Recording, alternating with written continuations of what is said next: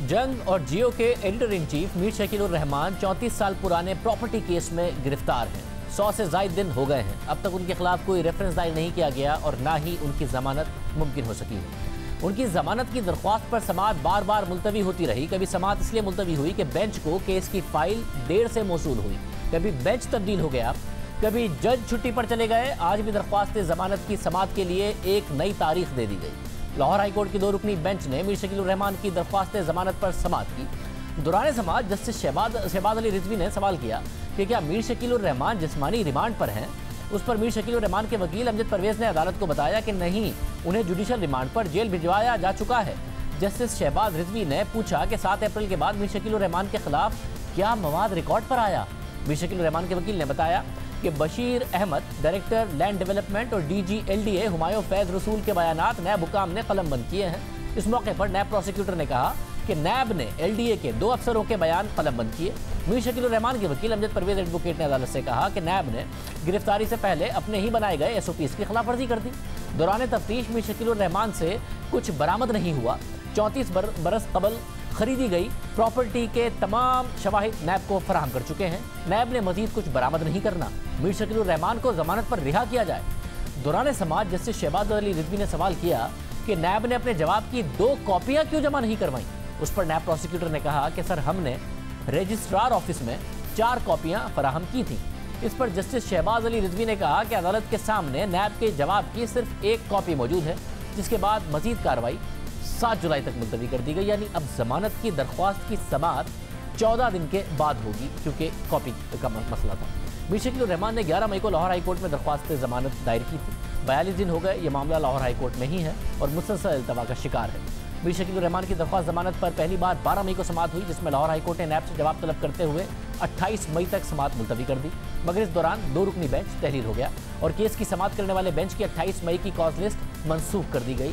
फिर नया बेंच तश्कील दिया गया, जिसमें जस्टिस तारिक अब्बासी और जस्टिस फारूक हैदर शामिल थे। नए बेंच के सामने मीर शकील उर रहमान की दरख्वास्त जमानत समाअत के लिए 11 जून के लिए फिक्स हुई, मगर इस तारीख को भी जमानत की दरख्वास्त पर समाअत नहीं हो सकी, क्योंकि समाअत की तारीख से 5 दिन पहले 6 जून को बेंच के रुकन जस्टिस फारूक हैदर 1 हफ्ते की छुट्टी पर चले गए और फिर दरख्वास्त की समाअत के लिए 17 जून की तारीख मिली। समाअत के दौरान जस्टिस आलिया नीलम ने कहा कि हमें आज ही फाइल मिली है, पढ़े बगैर किस तरह सुन सकते हैं। इस केस को पीर को सुनेंगे और फिर केस की समाअत 22 जून तक मुलतवी कर दी गई। इस दौरान एक बार फिर बेंच तब्दील हो गया।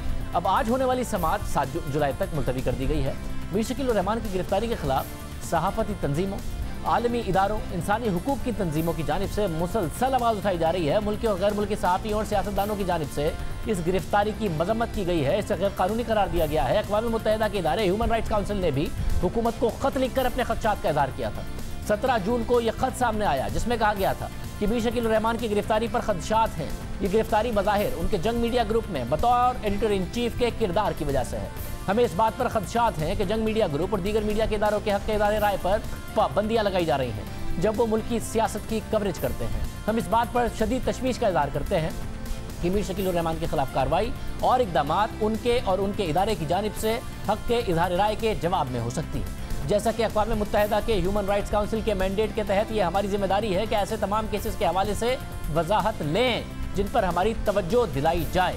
इसलिए हुकूमत इन मामलात पर मज़ीद मालूमात फराहम करे। मीर शकील उर रहमान की गिरफ्तारी की कानूनी वजूहात बताएं और बराए मेहरबानी वजूहात भी बताएं कि 34 साल बाद ये इल्ज़ामात क्यों लगाए गए, और वजाहत करें कि मीर शकील उर रहमान को ट्रायल से पहले ही क्यों गिरफ्तार कर लिया गया और हक़ इज़हार राय, हक़ आज़ादी के बैनुल-अक़वामी मयार और क़वानीन के आर्टिकल 9 और 19 से ये गिरफ्तारी कैसे मुताबिकत रखती है। बराए मेहरबानी इन इक़दामात के हवाले से मालूमात दीजिए जो आपने अपनी हुकूमत पर लगने वाले इल्ज़ामात के जवाब में उठाए कि मीडिया और हक़ इज़हार राय की राह में रुकावटें डाली जा रही हैं और मीडिया पर पाबंदियाँ लगाई जा रही हैं। बराए मेहरबानी इन इक़दामात के हवाले से मालूमात दीजिए जो आपने उठाए हों ताकि मीडिया धमकियों, हिरासानी और मुदाखलत के बगैर अपना हक़ इज़हार राय इस्तेमाल कर सके। बराए मेहरबानी 60 दिन के अंदर इसका जवाब दीजिए।